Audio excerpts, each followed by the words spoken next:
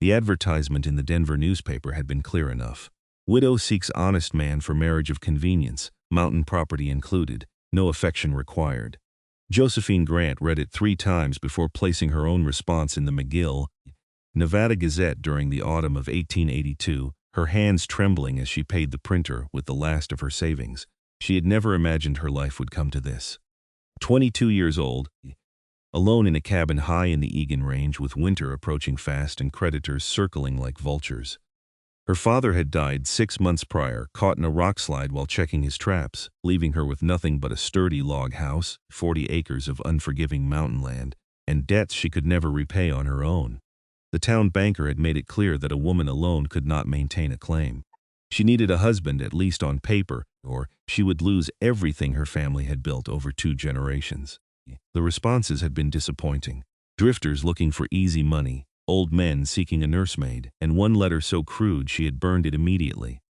Then came the letter from Benjamin Keller, written in surprisingly neat handwriting for a man who described himself as a trapper and hunter living a solitary life in the Colorado Rockies. His words were few but direct. He wanted land to call his own and a roof that did not leak. He expected nothing from a wife except honest dealings and her word that the arrangement was legal. He could provide for himself and would share whatever he caught or earned. He would arrive in McGill by the first week of November if she agreed. Josephine had written back the same day. Now, standing on the wooden platform outside McGill's general store on a bitter November morning, she wondered if she had made a terrible mistake. The wind cut through her wool coat as she searched the faces of the few travelers stepping down from the supply wagon that served as the town's irregular connection to the outside world. Miners, a family heading to California, an old prospector she recognized from town. No one who looked like they might be Benjamin Keller. Then she saw him. He stood a full head taller than any man present, with shoulders so broad they seemed to block out the pale sunlight. Dark hair fell past his collar, and a thick beard covered the lower half of his face. He wore buckskin and fur, layers upon layers that made him look even more massive, and he carried a pack that would have broken most men's backs without apparent effort. His eyes swept the platform with the wariness of a wild animal, missing nothing until they landed on her. Josephine felt her breath catch. She had expected rough, perhaps even crude, but she had not expected the sheer physical presence of the man walking toward her.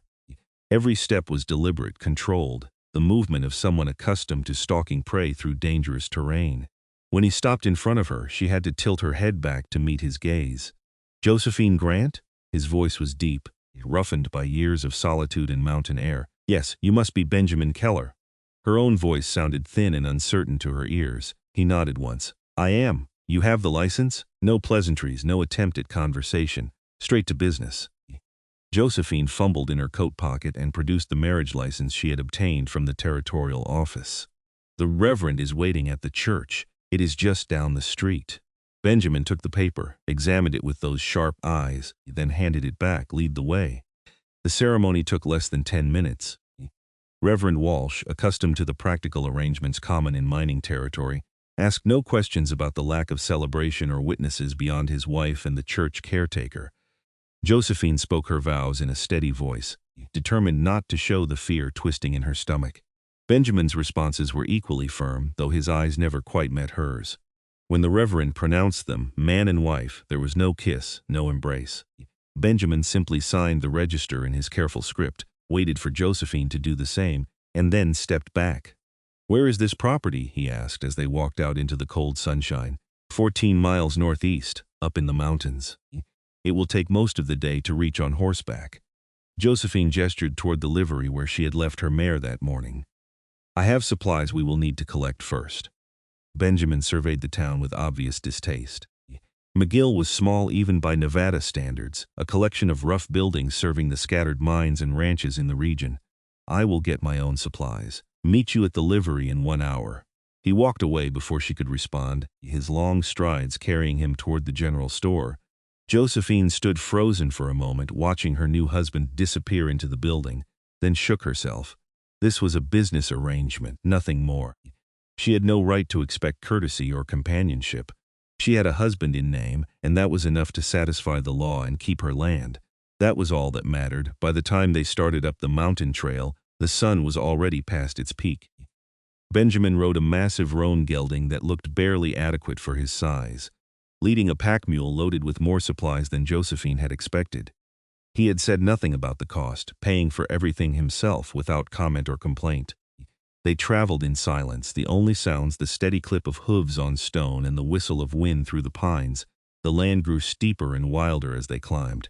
This was harsh country, beautiful in its severity, but unforgiving to the unprepared. Josephine had been born in these mountains, had learned their ways from her father, but she saw Benjamin studying the terrain with the eyes of someone reading a familiar language. He noticed the game trails, the marks of bear claws on tree bark, the places where water would run when the snow melted. This was a man who understood wild places. "Your father built the cabin?" he asked suddenly, the first words he had spoken since they left town. "My grandfather started it in 1861. My father expanded it and improved the land. He raised me there after my mother died." Josephine kept her eyes on the trail ahead. "It is a good, solid house. The roof is sound, the chimney draws well, and there is a spring that never runs dry." "Trapping?" "My father ran a line, beaver, marten, some fox. The territory is rich if you know where to look." She hesitated, then added, "I can show you his maps." He marked the best areas. Benjamin made a sound that might have been acknowledgement. They rode on. The cabin came into view as the sun touched the western peaks. It sat in a small clearing carved from the forest, backed by a steep granite ridge that protected it from the worst of the northern winds. Smoke-darkened logs fit together with the precision of a master craftsman, and the shake roof showed recent repairs. A small barn stood to one side, large enough for 4 horses and storage. Behind the house, Josephine knew, was a root cellar dug into the hillside, a smokehouse, and a workshop her father had used for preparing pelts. Benjamin dismounted and stood studying the property with an intensity that made Josephine nervous. This was her home, the only place she had ever known, and his opinion suddenly mattered more than she wanted to admit. "It is well made," he said finally. "Your grandfather knew what he was doing." Relief flooded through her. "I have maintained it as best I could. The barn needs some work before heavy snow, and there are shingles that should be replaced, but overall it is sound. I will see to it." Benjamin began unloading his mule with efficient movements. "Where do you want me to sleep?" The question caught her off guard. In her planning, she had thought about the marriage, the legalities, the preservation of her property, but she had not considered the intimate details of actually sharing a house with a strange man. Heat rose to her cheeks. "There is a loft above the main room. It has a bed. I sleep in the back room that was my father's. You can take whichever you prefer. The loft is fine." He hefted a pack that must have weighed 80 pounds as if it were nothing. "I am used to small spaces." They worked together to settle the animals and carry supplies inside. The cabin's interior was as well maintained as its exterior. The main room held a large stone fireplace, a sturdy table with 4 chairs, shelves lined with preserves and supplies, and a comfortable living area with 2 handmade chairs. The back room where Josephine slept was small but private, with a real door that closed. The loft was accessible by a ladder and contained a rope bed with a corn husk mattress, a trunk, and little else. Josephine lit the fire she had laid that morning and set about preparing a meal while Benjamin stored his gear in the loft. She was acutely aware of his presence above her, the creak of floorboards under his weight, the methodical sounds of a man organizing his belongings. When he climbed down, she had coffee boiling and salt pork frying in an iron skillet. "I hope you do not mind simple fare," she said, not looking at him. "I was not sure what you preferred. I have eaten worse." Benjamin sat at the table, his size making the sturdy furniture seem delicate. "I can provide fresh meat. I saw elk sign on the trail. That would be welcome. I have not been able to hunt much on my own." Josephine set plates on the table along with bread she had baked 2 days before. "The trapping I can manage, but I am not skilled with larger game." They ate in awkward silence. Josephine found herself stealing glances at her new husband, trying to understand what manner of man she had brought into her home. His hands, she noticed, were scarred and calloused but moved with surprising delicacy when he handled the tin cup of coffee. He ate neatly despite his obvious hunger, and his eyes continued their constant assessment of his surroundings. "You live here alone all this time?" he asked, soaking bread in the pork grease. "Since my father died in May. Before that, it was just the 2 of us for 15 years. Josephine forced herself to meet his gaze. "I know how to manage. I am not helpless." Something that might have been respect flickered in those dark eyes. "I did not think you were. A helpless woman would not survive up here. Then why did you come?" You could have found land elsewhere, surely, without the complication of a marriage. Benjamin set down his fork and regarded her steadily. I have been alone in the mountains for 8 years. I am 30 years old and have nothing to show for it but my gear and my skills. Land costs money I do not have, and homesteading requires commitment to farming I cannot give. You offered a fair arrangement, a roof, legal claim to land, and the freedom to live as I am accustomed. In return, I provide labor and protection. It is more honest than most marriages I have seen. His bluntness was oddly refreshing. Josephine found herself relaxing slightly. Then we understand each other. I need your name to keep my property, and you need the property to build a life. We can manage this arrangement without pretending at affection we do not feel. Agreed. Benjamin stood and began clearing the table. I will do my share of the work. Show me what needs doing and I will see to it. The first weeks were an exercise in cautious coexistence. Benjamin rose before dawn and often disappeared into the forest for hours, returning with game or checking the trapline Josephine showed him. He repaired the barn roof, replaced weak boards in the porch, and split enough firewood to last through 2 winters. He worked with a focused intensity that made Josephine tired just watching him, those massive shoulders swinging an axe with rhythmic precision. For her part, Josephine maintained the house, prepared meals, and tended to the countless small tasks that kept a mountain homestead running. She had worried that Benjamin might try to take control, to assert authority as men often did, but he consulted her on every decision and deferred to her knowledge of the property. When she suggested moving the woodpile closer to the house, he did it without question. When she asked him to avoid a certain section of the forest where her father's grave lay, he marked it on his mental map and never went near it. They spoke little, but the silence between them gradually became comfortable rather than tense. Benjamin was not a talker, and Josephine had grown accustomed to solitude. They fell into a rhythm, learning each other's habits and boundaries. He liked his coffee strong and black. She preferred to read in the evenings and had a small collection of books her mother had brought from the East. He did not intrude on her space, and she gave him the same courtesy. The first snow came in late November, a light dusting that promised heavier falls to come. Josephine woke to find Benjamin already outside, checking the animals and securing anything that might blow away in a storm. She made breakfast and watched him through the window, moving through the pre-dawn darkness with the confidence of a man who knew no fear. "Storm coming," he said when he came inside, bringing cold air and the scent of pine with him. "Big one. We should make sure everything is ready." They spent the day preparing. Benjamin brought in more wood than they could possibly need, and checked every seal around the windows and doors. Josephine inventoried their food supplies and filled every container with water from the spring. By evening, the wind had picked up and the temperature was dropping fast. The storm hit just after dark. Snow fell in thick curtains, driven by winds that howled around the cabin like living things. Josephine sat by the fire trying to focus on her book, but found herself watching Benjamin instead. He was carving something from a piece of pine, his large hands moving with surprising delicacy. Wood shavings fell around his feet in neat curls. "What are you making?" she asked, breaking the silence. He glanced up as if surprised she had spoken. "Spoons. These are old and cracked." He nodded toward the utensils on the table. "I saw you struggling with the big one yesterday." The observation touched her more than it should have. He had noticed such a small thing and had thought to remedy it without being asked. "That is kind of you." Benjamin shrugged. "I have the skill and the time. It is nothing." But it was not nothing. It was the first indication that he thought of this place as something more than temporary shelter, that he considered her comfort worth his effort. Josephine felt something shift inside her, a small crack in the wall she had built around herself. The storm lasted 3 days. They were trapped inside together, forced into closer proximity than they had experienced since Benjamin's arrival. Josephine discovered that he could be quietly humorous, offering dry observations about the wind's fury or the animals' complaints. Benjamin learned that she had a talent for storytelling, recounting tales her father had told of the early days in Nevada when prospectors flooded the mountains seeking silver. On the second night, as wind rattled the shutters and snow piled against the walls, Benjamin asked about her mother. "She died when I was 7, Josephine said, staring into the fire. "Influenza. My father never remarried, though women were scarce and he could have had his pick. He said she was the only woman he could ever love. That must have been hard on him. And you?" "I barely remember her, if I am honest. Just impressions." The smell of lavender, her singing while she worked, my father remembered enough for both of us. She looked at Benjamin across the fire's glow. What about your family? His face closed slightly. Dead, all of them. Chalira took my parents and sisters when I was 22.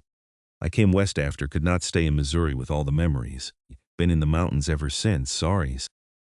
The words felt inadequate, but his expression softened. It was a long time ago. We all carry our ghosts.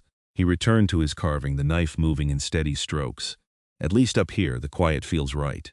In town surrounded by people, the silence of them being gone was too loud. Josephine understood exactly what he meant. After her father's death, she had avoided McGill for weeks, unable to bear the sympathy and the reminder that she was truly alone. Yes, she said softly. I know. They sat in companionable silence after that, the storm raging outside while the fire kept them warm. Josephine felt something she had not experienced in months. Not happiness exactly, but a sense of peace. She was not alone anymore. When the storm finally broke, they emerged to find the world transformed. Snow lay 3 feet deep in places, sculpted into fantastic shapes by the wind. The sky was a brilliant blue, and the sun on the snow was almost blinding. Benjamin immediately began clearing paths while Josephine checked on the animals. Everything had weathered the storm well. December brought more snow and bitter cold. Benjamin ran the trapline with impressive success, his experience showing in the quality of the pelts he brought back. He taught Josephine techniques her father had never known, ways of reading animal behavior and predicting their movements. She, in turn, showed him the secret places on the property where wild herbs grew and where the fishing was best in summer.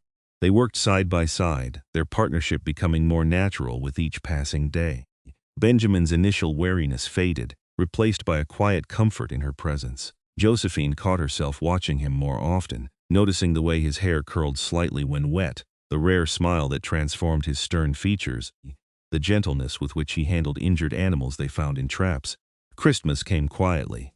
Josephine had not planned any celebration, assuming Benjamin would not care for such things, but she woke to find he had cut a small pine and set it up in the corner of the main room. He looked almost embarrassed when she came out of her room. My sisters used to love decorating trees, he said gruffly. Seemed wrong not to mark the day. Josephine felt her throat tighten. It is perfect. She had no proper decorations, but they strung popcorn and cut shapes from paper, working together to adorn the little tree. She roasted a goose Benjamin had shot, and they ate by firelight with the tree glowing in the corner. Thank you, she said as they cleaned up after the meal, for making today special. I thought I would spend it alone this year. Benjamin looked at her with an expression she could not quite read. You are not alone now. He said it simply, a statement of fact. But the words settled around her heart like a warm blanket. That night, lying in her bed, Josephine admitted to herself what she had been trying to ignore. She was developing feelings for her husband that went far beyond the practical arrangement they had agreed to. The way her heart lifted when he came through the door, the pleasure she took in preparing his favorite meals, the longing she felt to know more about him, to understand the thoughts behind those dark, watchful eyes. This was dangerous territory.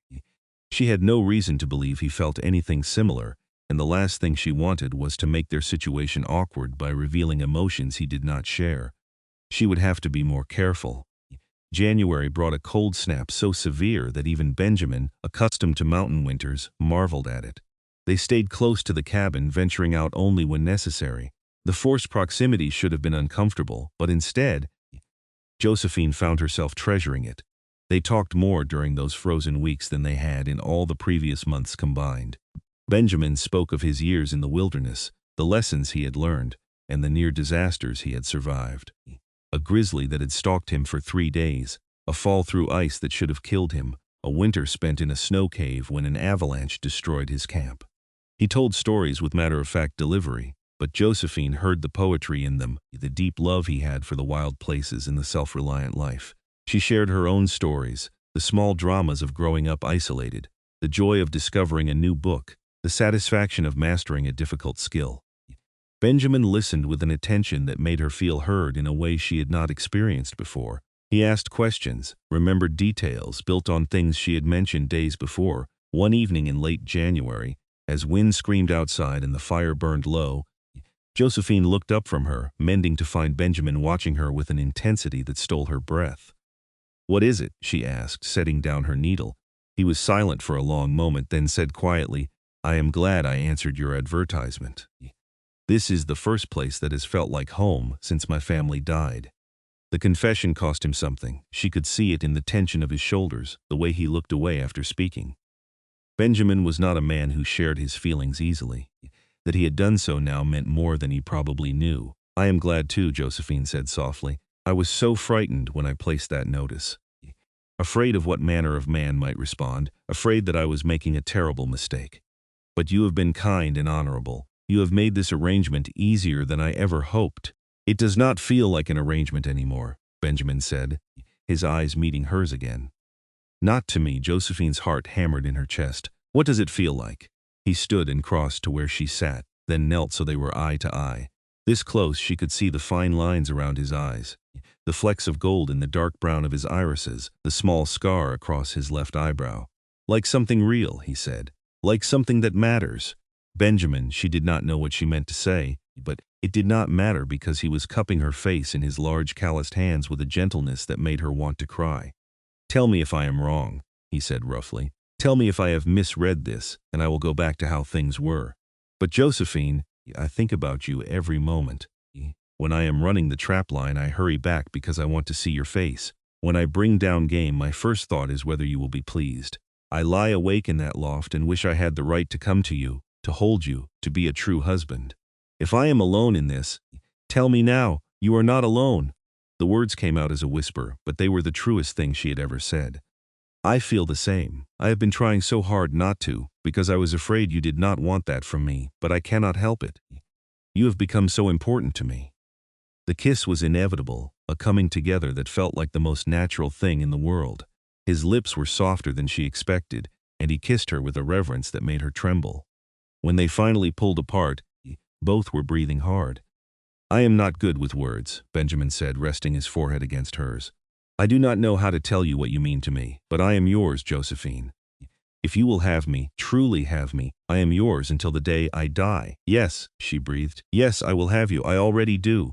He kissed her again, deeper this time, and when he lifted her into his arms and carried her to her small room, she went willingly, joyfully. They came together with tenderness and passion, learning each other in the firelight, building something new from what had been merely practical.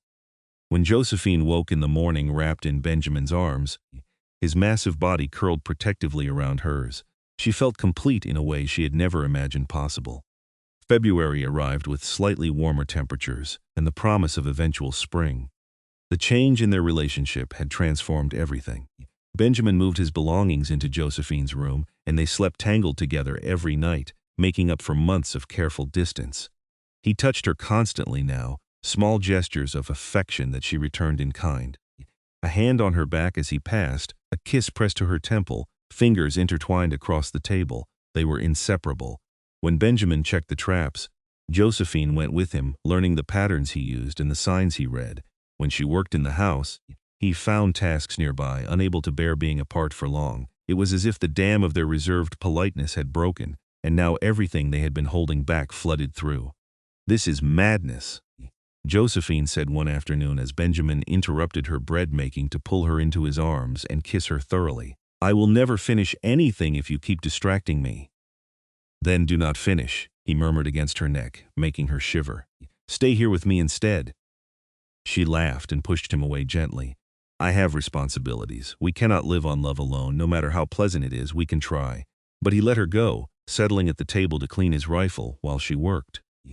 Even doing mundane tasks, they were acutely aware of each other, drawn together like magnets. At night, they talked for hours, sharing dreams and fears, building the intimacy that should have come before marriage, but felt all the sweeter for being delayed. Benjamin spoke of his wish to expand their trapping operation, to build a real business they could sustain year-round.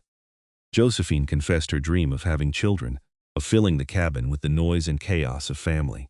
"How many?" Benjamin asked, running his fingers through her hair as she lay against his chest. "I do not know. 2, 3, as many as we are blessed with, I suppose." She tilted her head to look at him. "Do you want children? I never let myself think about it before. Seemed impossible, living the way I did. But now?" His hand moved to rest on her stomach. "Yes, I want that. I want to see you round with my child. I want to teach our sons and daughters how to live in these mountains. I want to build something that lasts. We will, Josephine promised. Together. March brought the first signs of thaw. Snow began to recede from the lower elevations and water ran everywhere as the melt began. The world outside was mud and slush, but inside the cabin there was warmth and laughter. Benjamin proved to have a playful side that emerged more each day. He teased Josephine gently, made her chase him through the snow, surprised her with small gifts he carved or found. One morning, Josephine woke feeling queasy. She barely made it outside before being sick, the nausea hitting her in waves. Benjamin was beside her instantly, holding her hair back and supporting her with one strong arm. "What is wrong? Are you ill? Should I ride for the doctor?" The worry in his voice was palpable. Josephine straightened slowly, realization dawning. Her monthly courses, which had always been regular, had not come in February. With everything else, she had not noticed. "I think," she said carefully, "that I might be with child." Benjamin went very still. "Truly, I cannot be certain yet, but the signs are there." She looked up at him, suddenly nervous. "Is that all right? I know we have not been truly married for very long." He cut her off with a kiss that left no doubt as to his feelings. When he pulled back, there were actually tears in his eyes. "All right? Josephine, it is better than all right. It is everything."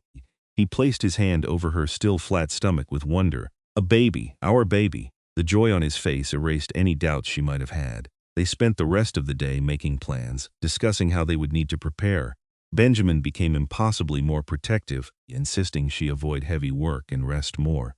Josephine tolerated his fussing with amused patience, understanding it came from love. As March turned to April and the snow continued its retreat, their world expanded. They could travel farther from the cabin, explore areas that had been inaccessible during winter.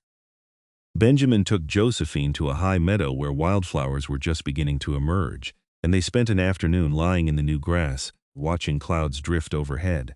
"I love you," Benjamin said suddenly, turning on his side to look at her. "I do not think I have said it properly, but I do. I love you more than I knew it was possible to love another person."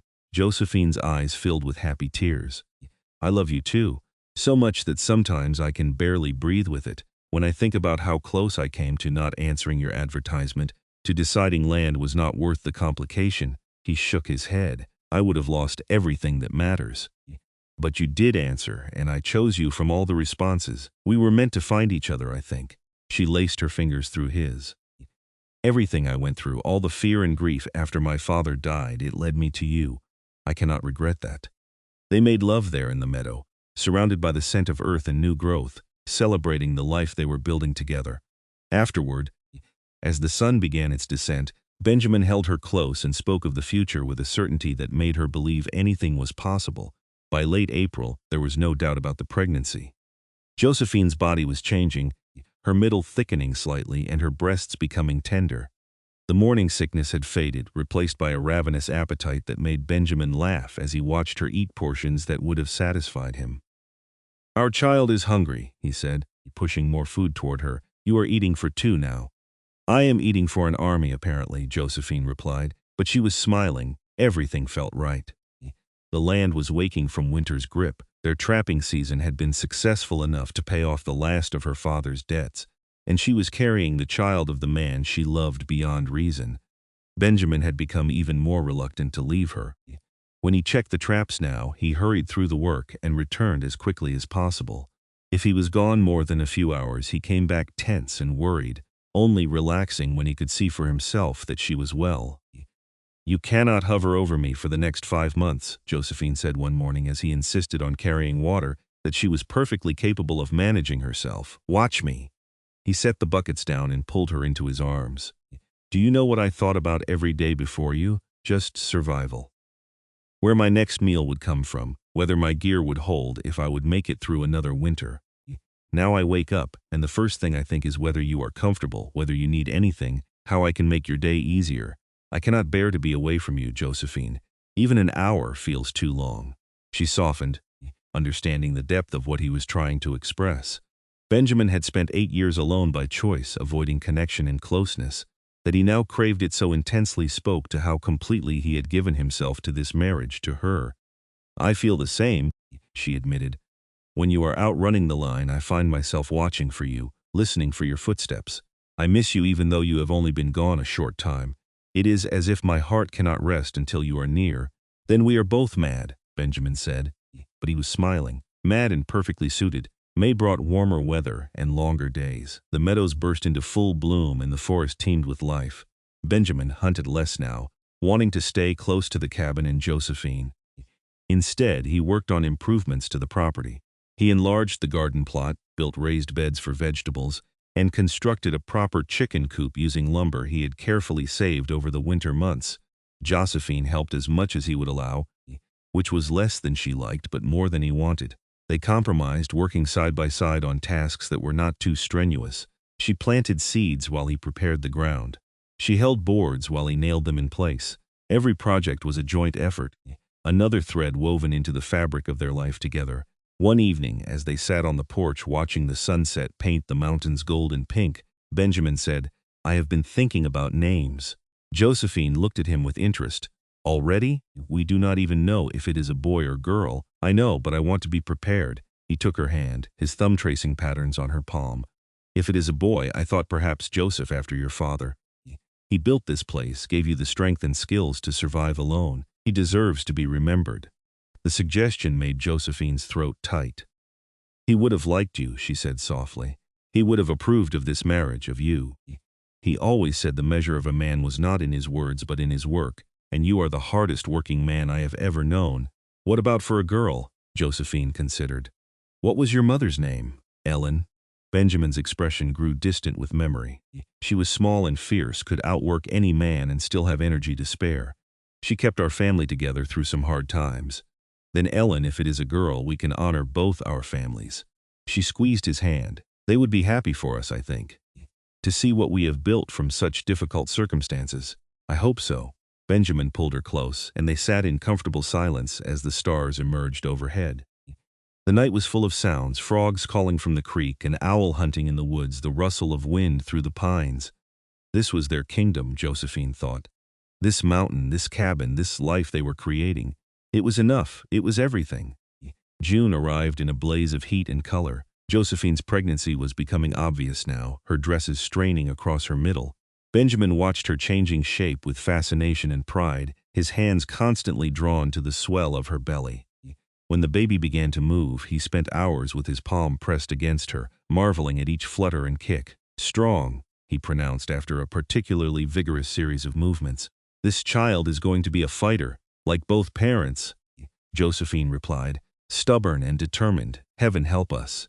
They made the trip to McGill only once that month, needing to register the pregnancy with the territorial office and purchase supplies they could not make or grow themselves. The town had grown slightly since Josephine's last visit, with several new buildings and an increased population drawn by optimistic mining reports. The looks they received ranged from curiosity to approval. The marriage that had begun as obvious convenience had become something else entirely, and even strangers could see the connection between them. Benjamin never left Josephine's side, his hand at her back or holding hers, his body positioned protectively. She heard whispers as they walked past, women commenting on her handsome husband and her obvious happiness. Reverend Walsh stopped them outside the general store.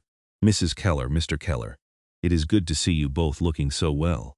"Thank you, Reverend," Josephine said. "We are doing well indeed." The Reverend's eyes dropped to her belly and his smile widened. "I see congratulations are in order. When are you expecting the blessed event?" "Late October or early November," Benjamin answered, his pride evident. "We are both very pleased, as you should be. Marriage and family are the foundations of a godly life." The Reverend looked between them with approval. "I must confess, I had wondered about your arrangement when you first came to me. But I can see now that the Lord had a plan. You have clearly found what so many seek and never find." After he left, Josephine looked up at Benjamin with amusement. "We have the Reverend's approval. We must be doing something right." "We are doing everything right," Benjamin said firmly. "Never doubt that." They returned to the mountain with their supplies and renewed commitment to avoiding town as much as possible. Neither enjoyed the noise and crowds after the peace of their homestead. They had everything they needed where they were. July and August passed in a blur of heat and activity. Benjamin harvested the early vegetables and hunted to stock the smokehouse for winter. Josephine preserved everything she could, filling the root cellar with jars of beans and tomatoes and wild berries. She sewed tiny clothes for the baby, working by firelight while Benjamin carved a cradle from cedar. his large hands patient and precise. The heat made her uncomfortable, her swollen belly and aching back making sleep difficult. Benjamin did everything he could to ease her discomfort. He carried her to the creek and sat with her in the cool water for hours. He rubbed her feet and back when she ached. He brought her cold water from the spring and fanned her in the worst of the afternoon heat. "You are spoiling me," she protested one particularly hot afternoon as he insisted she rest while he took over her tasks. "Good. You deserve to be spoiled." He kissed her forehead, then her belly. "Both of you do. I cannot believe there was a time when we barely spoke," Josephine said, running her fingers through his hair. "When we were strangers sharing a roof out of necessity. It feels like a lifetime ago. It was a lifetime ago. We were different people then." Benjamin sat back on his heels, his hand on her stomach. "I was half alive, going through the motions. You brought me back, made me remember what it meant to feel, to hope. I can never repay that." "You do not need to repay anything. You gave me just as much." She pulled him up beside her. "We saved each other, I think." September brought cooler temperatures and the beginning of autumn's transformation. The aspens turned gold, blazing against the dark green of the pines. Josephine was huge now, moving slowly and tiring easily. Benjamin refused to leave her alone even for short trips, bringing someone from town to help run the trap line so he could stay close. Daniel Marsh, a young trapper Benjamin had met the previous winter, arrived in mid-September and set up camp near the cabin. He was a cheerful presence, full of stories and easy laughter, and Josephine enjoyed having another person around. It gave Benjamin peace of mind knowing someone else was nearby in case she needed help. "You are lucky," Daniel said one evening as they all sat around the fire. He was addressing Benjamin but glancing at Josephine with obvious envy. "Finding a woman who can handle mountain life, who actually enjoys it. Most women would have demanded you move to town the moment the first snow fell." "I know exactly how lucky I am," Benjamin replied, his eyes on Josephine. "Every single day." The baby was due in early November, but as October wore on with no signs of labor, Josephine began to worry. She was uncomfortable all the time now, the weight of the child making even simple tasks difficult. Benjamin was beside himself with anxiety, jumping at every sound, interpreting every grimace as the start of something significant. "I am fine," she told him for the 100th time. "Babies come when they are ready. We just have to be patient." "I am not good at patient," Benjamin admitted. "Not where you are concerned." The labor started on a crisp morning in late October. Josephine woke to pain, radiating through her back, and knew immediately what was happening. Benjamin, attuned to her every movement, was awake instantly. "It is time?" His voice was tight with barely controlled panic. "I think so. The pains are still far apart, but yes, it is starting." She tried to sit up and gasped as another wave hit. Benjamin was on his feet immediately. "I will get the midwife from town." "Daniel can stay with you. There is no time for that. It takes 3 hours to reach McGill and 3 back. By then, this baby will have arrived." Josephine caught his hand. "You are going to have to help me." The fear in his eyes was almost comical. This man who had faced grizzlies and blizzards without flinching was terrified of childbirth. "I do not know how. What if I do something wrong? What if something happens to you?" "Nothing is going to happen to me. Women have been doing this since the beginning of time. We can do this together." She squeezed his hand hard as another pain came. "But I need you to be strong for me, Benjamin. Can you do that?" He took a deep breath and she saw him visibly collect himself. "Yes." "Tell me what you need." The labor lasted through the day and into the night. Benjamin followed Josephine's instructions, bringing water and clean cloths, supporting her when the pains grew intense, never leaving her side. Daniel stayed outside, occasionally checking to see if help was needed, but mostly keeping his distance. As the night deepened and the pains intensified, Josephine clung to Benjamin's strength. He never faltered, his presence a constant anchor in the storm of pain and fear. He whispered encouragement, told her how strong she was, how much he loved her, how proud he was. Just before dawn, with a final tremendous effort, their child entered the world. The baby's cry split the air and Benjamin's hands trembled as he caught the tiny, slippery body. "A girl," he breathed, wonder transforming his features. "Josephine, we have a daughter." Josephine was laughing and crying simultaneously as Benjamin placed the baby on her chest. The tiny girl had dark hair and a furious red face, her cries loud and demanding. She was perfect. "Hello, Ellen," Josephine whispered, touching the soft cheek with one finger. "Welcome to the world." Benjamin knelt beside the bed, his large hand gently cupping the baby's head. Tears ran unchecked down his face. "She is so small, so perfect. I cannot believe we made her." They stayed like that for a long time, the three of them together in the quiet cabin as the sun rose outside.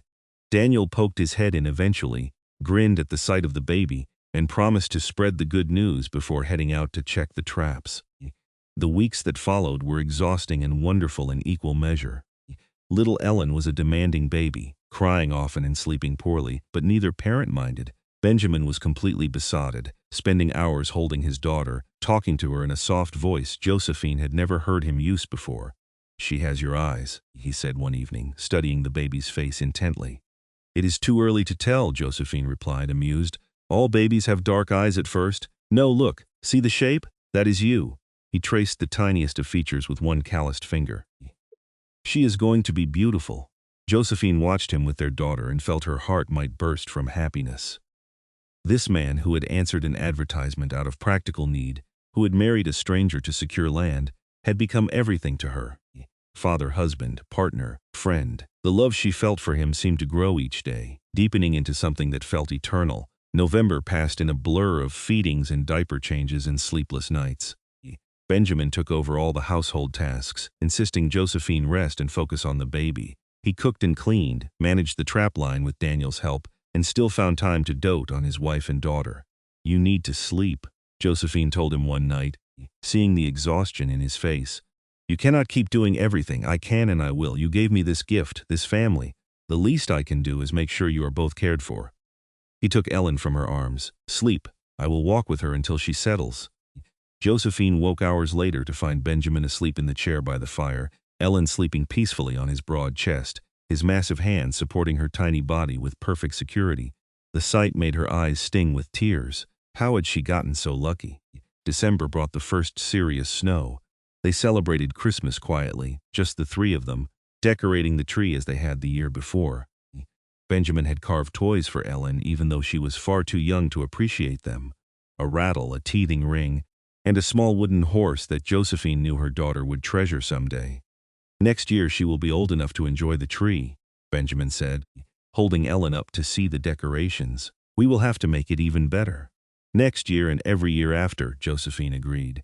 "We will build traditions, memories for her to carry forward." As winter deepened, their life took on a comfortable rhythm. The cabin that had once felt too large for one woman now felt perfectly sized for a family. Ellen grew and changed daily, becoming more alert, more responsive. Her smiles when they came were like gifts, making both parents foolish with joy. One evening in late January, exactly a year after Benjamin had first confessed his feelings, they sat together by the fire while Ellen slept in her cradle. Benjamin pulled Josephine close against his side and she rested her head on his shoulder. "Do you remember what you said to me last year?" he asked quietly. "That this did not feel like an arrangement anymore?" "I remember. It was the night everything changed between us. I think about that night often. How close I came to staying silent, not risking what we had for the chance at something more." His arm tightened around her. "I cannot imagine that now. Cannot imagine not having this, not having you and Ellen. We were always heading here," Josephine said with certainty. "Maybe not on the exact path we took, but to this destination. We belong together. I have never been more sure of anything. I love you," Benjamin said, turning her face toward his. "More than mountains, more than freedom, more than life itself. You and Ellen are everything that matters, and you are our whole world." Josephine kissed him softly. "My mountain man who could not bear to be apart from me for even an hour. I knew by spring that you were mine forever." "I was yours from the moment I saw you on that platform in McGill," Benjamin admitted. "I just did not have the words to say it yet. But every day since has been about finding my way to you, to this." They held each other as the fire burned low, listening to their daughter's soft breathing, secure in the knowledge that they had built something rare and precious. A love that had started as convenience had transformed into the deepest partnership, the truest romance. The years that followed brought more children. A son they named Joseph, then another daughter, another son. The cabin expanded to accommodate their growing family, Benjamin adding rooms with the same care he brought to everything he did. The trapping business thrived, allowing them to hire help and build a small trading post that served the scattered homesteaders in the region. But through all the changes, the core of their relationship remained constant. Benjamin still could not bear to be away from Josephine for long. Even when business required him to travel, he hurried home, unable to rest until he could see her face, touch her hand. reassure himself that she was well and happy. Josephine still marveled at the man she had married sight unseen, the stranger who had become her greatest love. He was her partner in all things, her protector, her dearest friend. The mountain man with the gentle heart who had taught her that love was not something to be sought, but something that grew when two people chose each other every day. They grew old together on their mountain, surrounded by children and eventually grandchildren, the cabin filled with noise and laughter and the chaos of a large family. But they still found moments alone, still spoke of that first winter when they were strangers, learning to share one roof, still laughed about Benjamin's awkwardness and Josephine's determination. "Do you ever regret answering my advertisement?" Josephine asked him once, many years later, as they sat on the porch watching the sunset. Benjamin, now gray-haired and weathered but still strong, pulled her close. "Not for a single moment. You gave me everything I did not know I needed. A home, a family, a reason to wake up each morning grateful to be alive. If I could go back and do it all again, I would not change a thing, neither would I." Josephine leaned into him, still fitting perfectly against his side after all these years. "We were strangers who became everything to each other. That is not a small thing." "No," Benjamin agreed, kissing the top of her head. "It is the greatest thing. It is the whole world." And there, on their mountain, surrounded by the life they had built from nothing but hope and determination, they sat together as the day faded into night. Two people who had married as strangers, who had learned to love in the depth of winter, and who had discovered that sometimes the greatest adventures begin with a simple choice to trust, to stay, to build something together. Their story was one of many in the vast wilderness of the American West, but to them it was everything. A testament to the power of second chances, the strength of commitment, and the transformative nature of love. They had found each other against impossible odds, two lonely souls who had become one family, one heart, one unbreakable bond that would endure as long as the mountains themselves. The advertisement had promised a practical arrangement, a marriage of convenience for mutual benefit. What it had delivered was so much more. It had given Benjamin Keller a reason to come down from his solitary peaks and remember what it meant to be part of something larger than himself.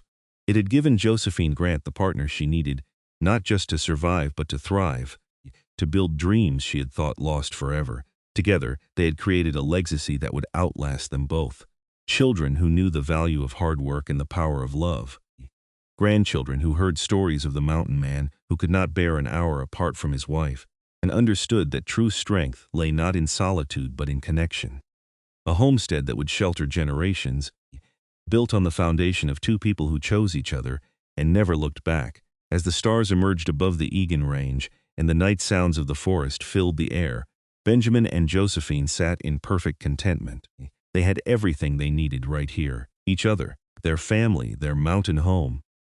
The stranger who had stepped off that wagon in McGill all those years ago had become the center of Josephine's universe, just as she had become his. They had married as strangers sharing one roof. By spring, Benjamin could not bear an hour apart from her. And for all the years that followed, that truth never wavered. They were bound together by something stronger than law or convenience, deeper than passion or attraction. They were bound by choice, renewed every day, to be partners in this wild and beautiful life. It was, they both agreed in their quiet moments together, more than enough. It was everything.